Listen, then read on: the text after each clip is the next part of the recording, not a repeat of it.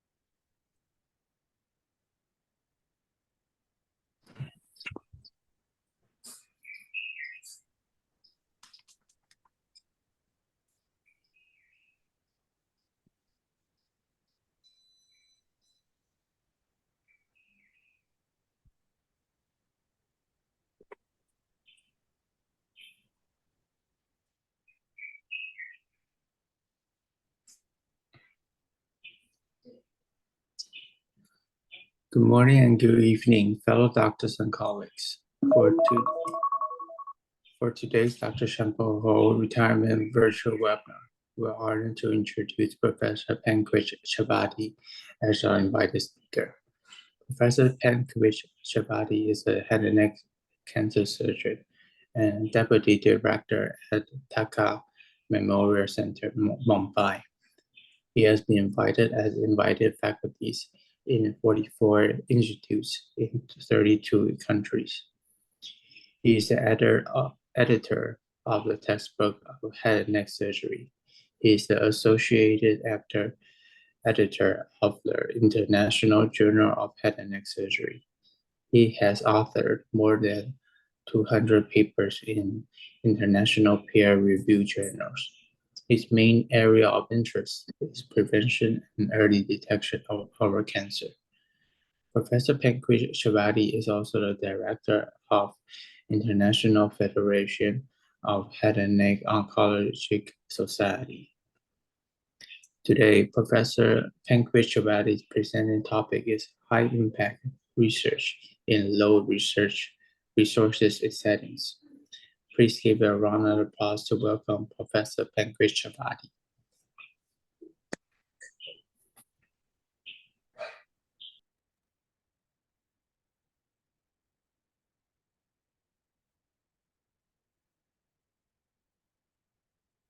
Good morning, good afternoon, good evening.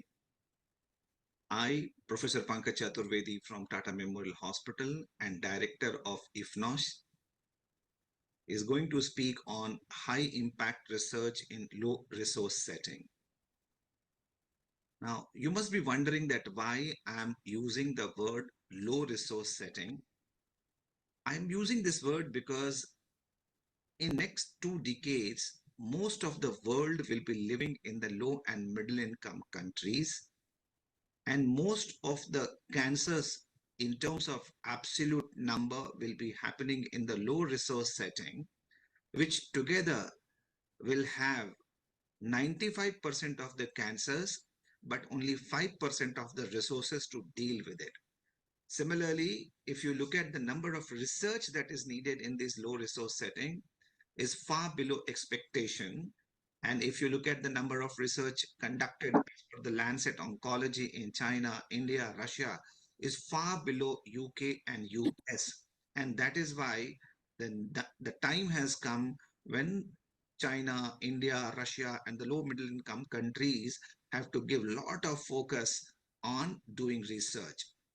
And that is why IFNOS, which is an organization, is a federation of head and neck oncological societies, which has nearly 70 head and neck societies under its fold, has partnered with HNCIG, a true leader in collaborative research, international research, and we have come together to promote research in the globally with focus on the low and middle income countries. Now, what can be done to really enhance research in low resource setting? So this I have done as 10 commandments, just to remember and just to organize my thoughts better. So we will be talking about each one of them, like being attentive, brainstorm and be bold, collaborate, delegate, electronic medical records, and all that as we go on. Now, when I say attentive, this is for the youngsters. Please understand that each country, each subnational part of the country, each part of the state within the country may have its own unique problems that nobody else can understand. So we have to be attentive. What is the local problem? What are the local challenges? And we have to decide on planning the research based on the challenges that we are facing, for which we are the ones who are witness, who are the experts, and perhaps people in the different area may not have any interest in resolving that problem. And one such problem is the submucous fibrosis. Now, when we were observing submucous fibrosis, we realized that there are two kinds of oral cancer patients. One who are with the submucous fibrosis and those which are without submucous fibrosis. We know that submucous fibrosis is caused by areca nut, and we know that areca nut has got certain alkaloids which leads to excessive collagen formation, and it is carcinogenic as well. So our observation was that areca nut driven cancers should be different from the tobacco driven or alcohol driven cancers, just like human papillomavirus cancers are different from the other cancers.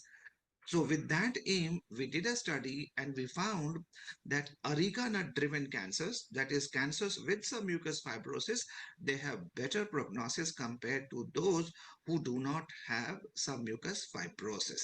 Now this could come only because of attention of how the patients are presenting. The other issue is that in India, we see lots of oral cancer patients who come in advanced stage, locally advanced stage. If we go as per the TNM stage, infiltration of the uh, infratemporal fossa is considered to be a inoperable disease.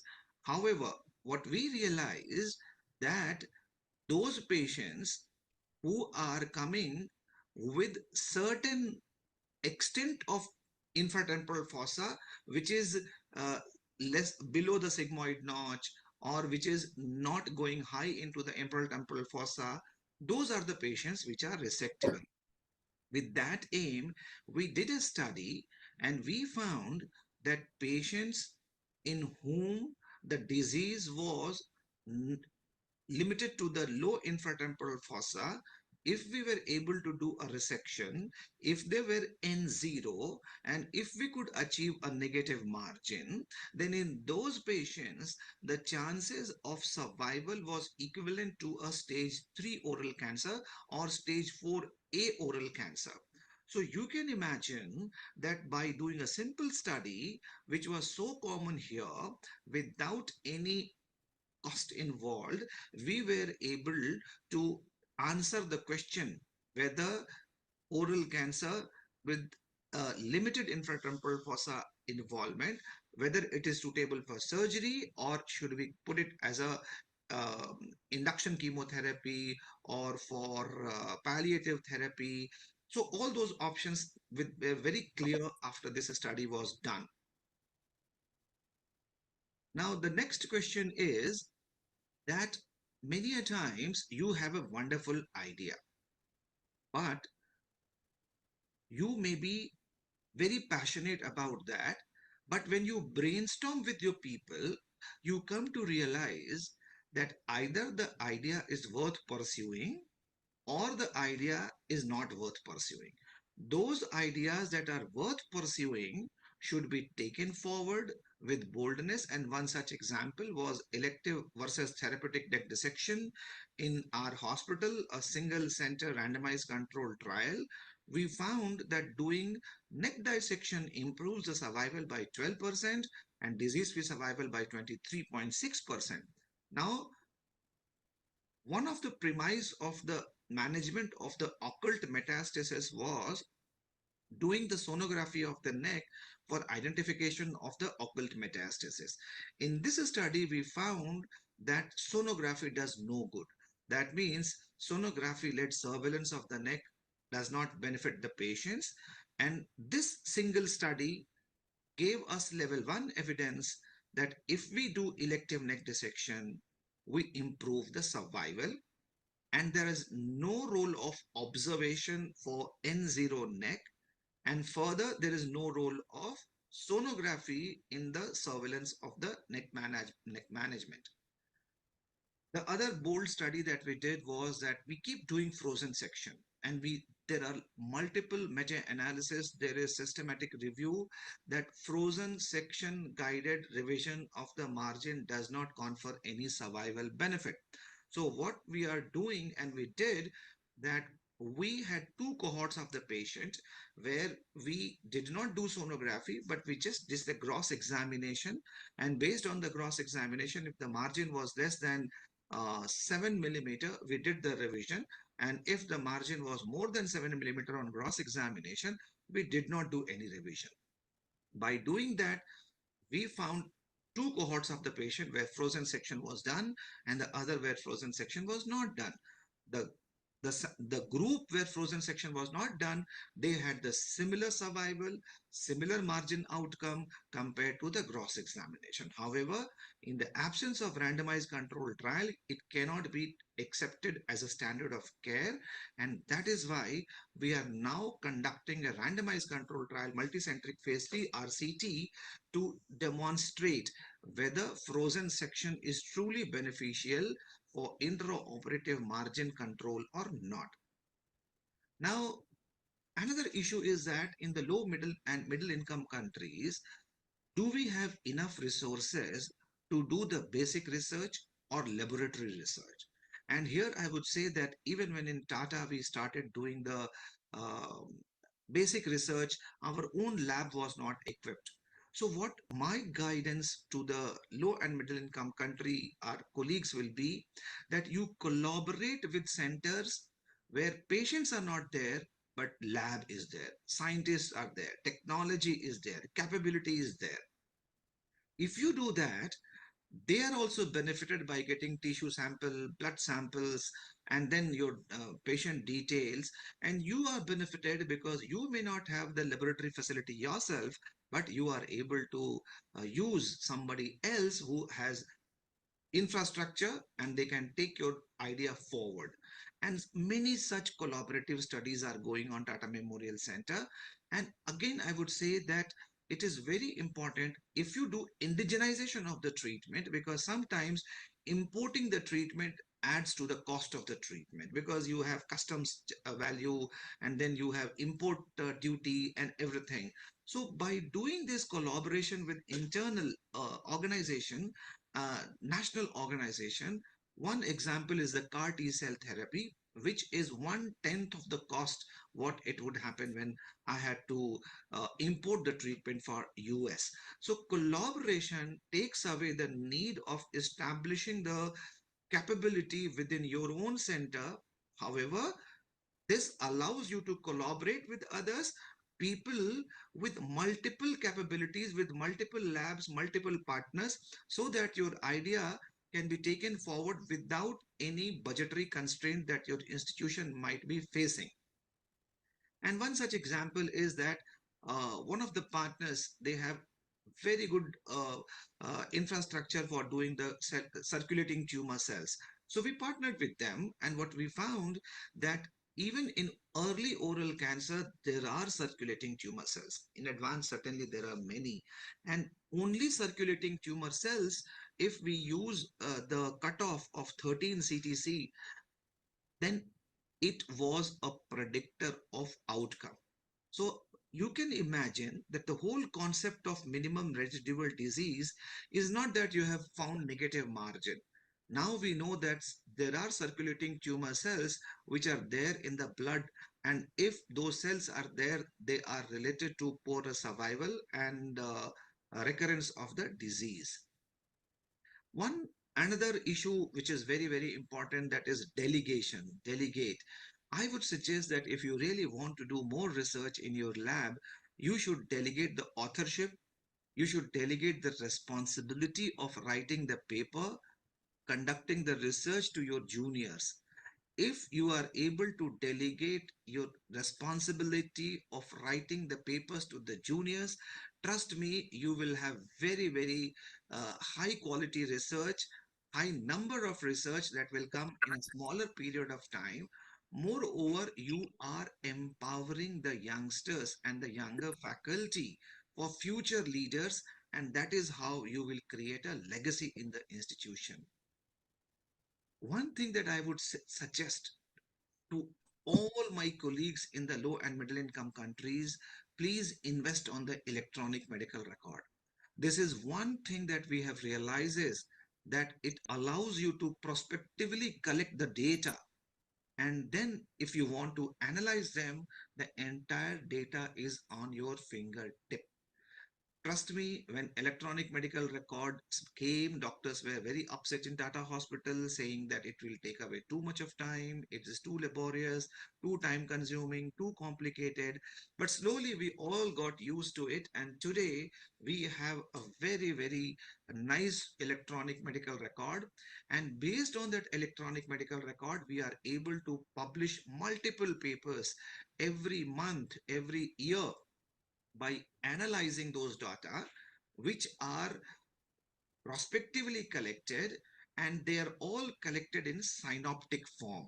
And therefore, electronic medical record is a very, very easy tool for getting more publication from your center, and you must invest in it. Another challenge that a lot of our colleagues in the LMIC face is a lack of funds. I would suggest that many times our hospitals are ready to invest billions of rupees and millions and rupees for buying equipment, making building. But when you tell them to invest in research, they really do not like it. I would suggest that every person who is building the hospital, or every administrator who has the capability of generating funds, you must have dedicated fund for research. Unless you have dedicated funds for research, which is intramural, sometimes what happens, it is so disheartening, it is so challenging for the researchers when they do not find funds. And especially sometimes there are competing interests. Your research interest may be very different from the research interest of the national funding organization. But if intramural grants is there, then perhaps you can have more investigator initiated studies which are relevant to your hospital, your population, your part of the nation. But many times you can do very high quality research with little fund. And one such example is that what we did in Tata Hospital, we analyzed the neck dissection specimen into different levels. So, 583 neck dissections, the samples were sent in different packets after each level. And what came out was a very startling revelation, that what was always thought that in N0 neck there could be a skip metastasis, this study showed that there is no such thing.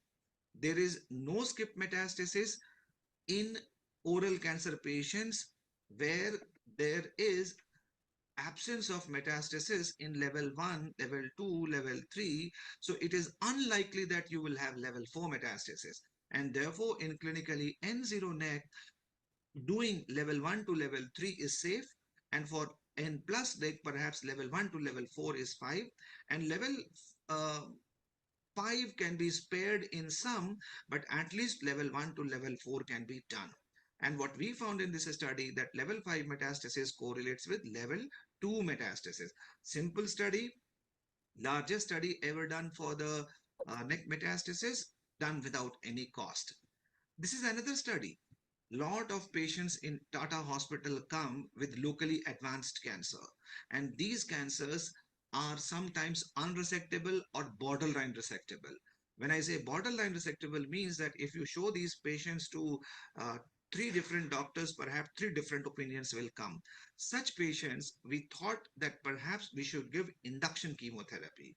So we gave them induction chemotherapy. 40% of them became operable. When they became operable, we could operate them. And when we operated them, they were all having significant improvement in survival. So what I'm trying to say, that these are the things that are locally prevalent, and they are locally relevant. And if you adopt it, you can find some novel treatment. And in these patients, what we found, that if these patients did not respond to chemotherapy, gave them palliative treatment or palliative radiotherapy, their survival was better than those who became operable and underwent surgery. Now, this allows you to triage patients within oral cancer, locally advanced oral cancer, those who will have good survival compared to those who may not have a good survival.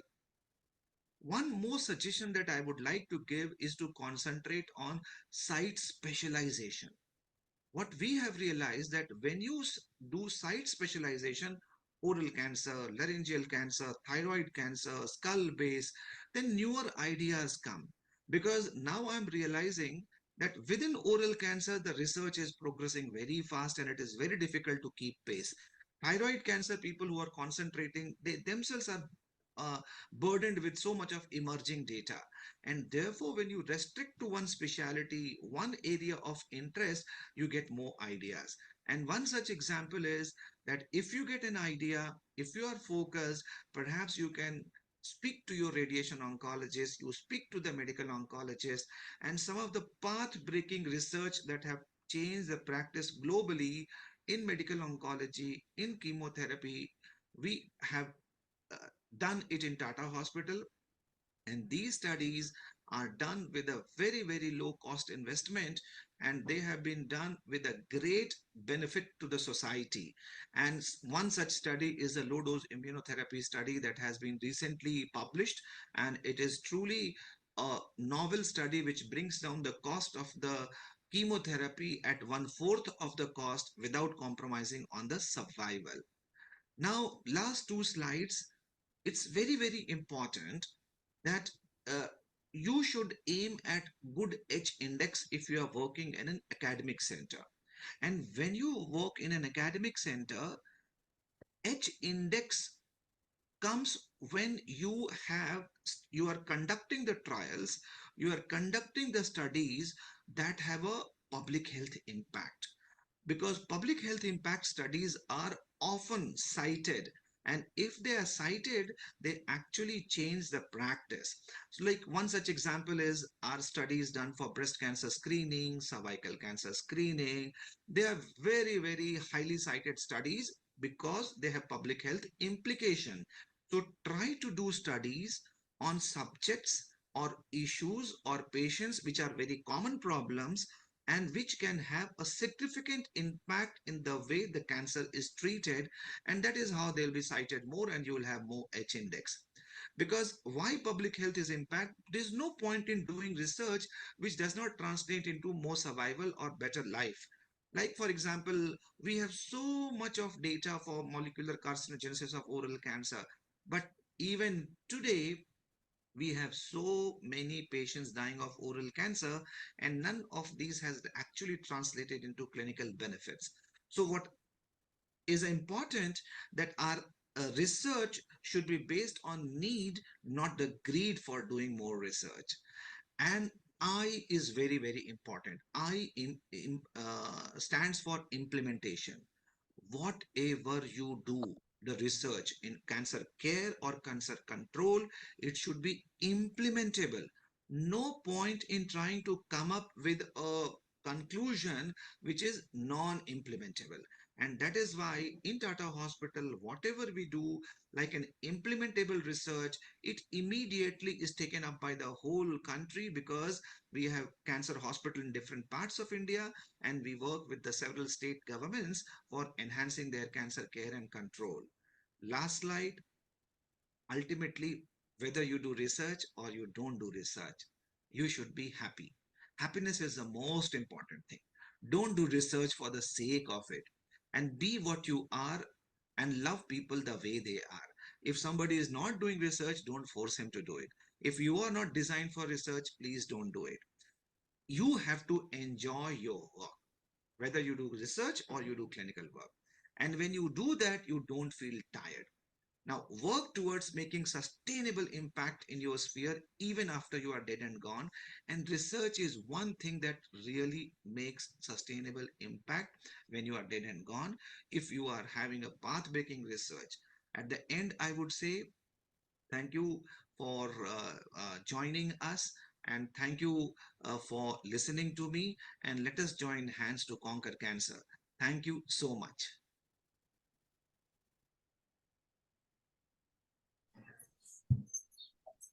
Thank you, Professor Pankaj Chavadis.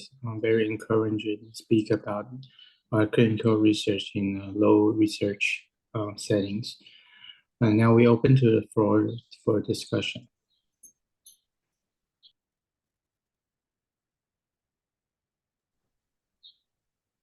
Is there any questions or discussions?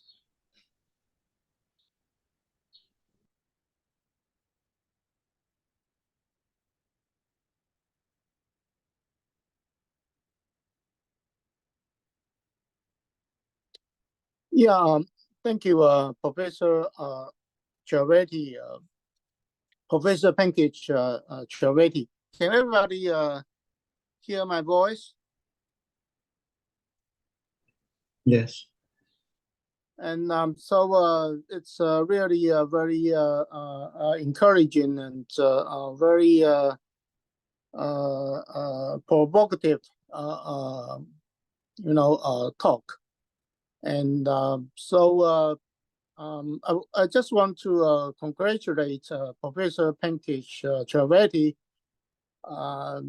as he will be the 2024 Miles Lecturer in the American Academy of Otolaryngology Head and Neck Surgery, which is a very honor, like a Oscar award in the otolaryngology Head and Neck Surgery.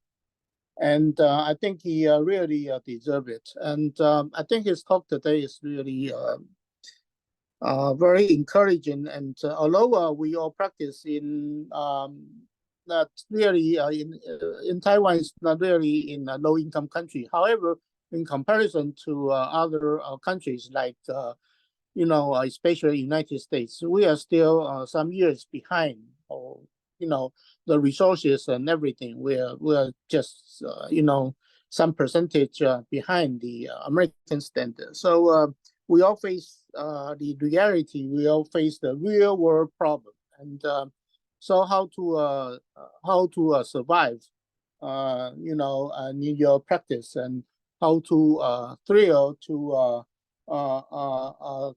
keep on doing, and so that's really a great challenge.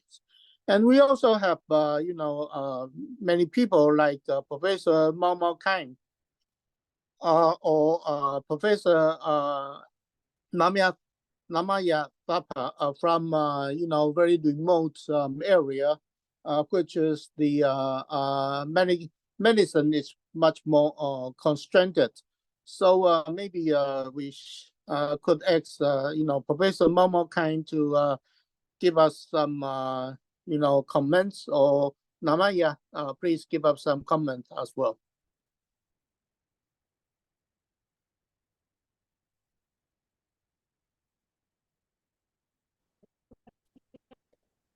Thank you, Prof. Pankaj, because our country, we don't have too much resource and facility for doing the research, but we do as much as we can.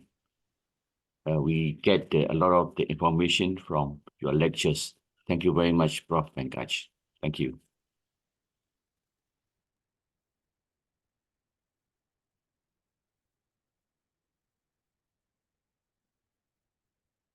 Any other comments from the floor? Professor Namaya, do you have any comments? Professor Namaya was from Nepal, which is considered maybe some difficulties in doing research in that very remote country. And Namaya.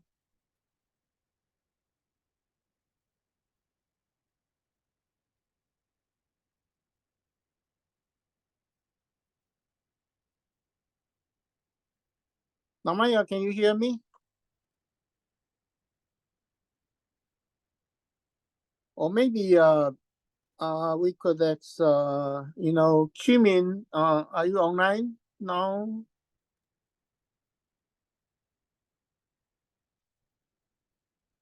Chimin, could we have your comments? Sorry, can you hear me well, everyone? Yes. Yeah, okay. Sorry, Peter, I missed your last question. Do you mind repeating that again?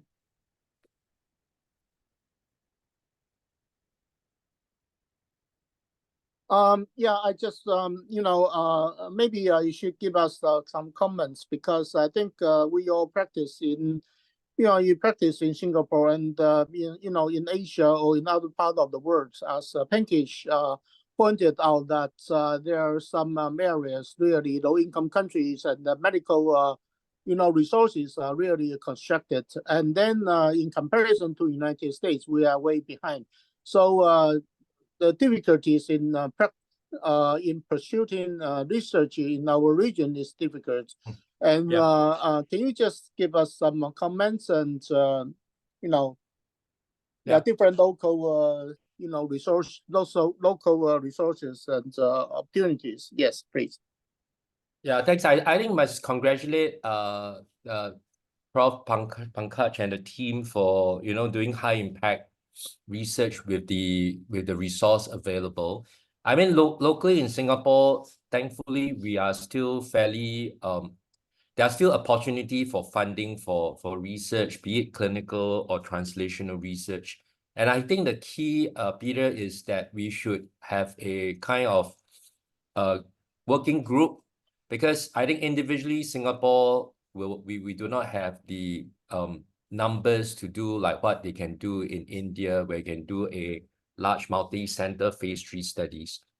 So what I foresee for Asia, there should potentially be a consortium for those surgeons, oncologists who are keen in the particular field, be it like oral cancers, nasopharyngeal cancers, to come together and pool resources in terms of sharing data,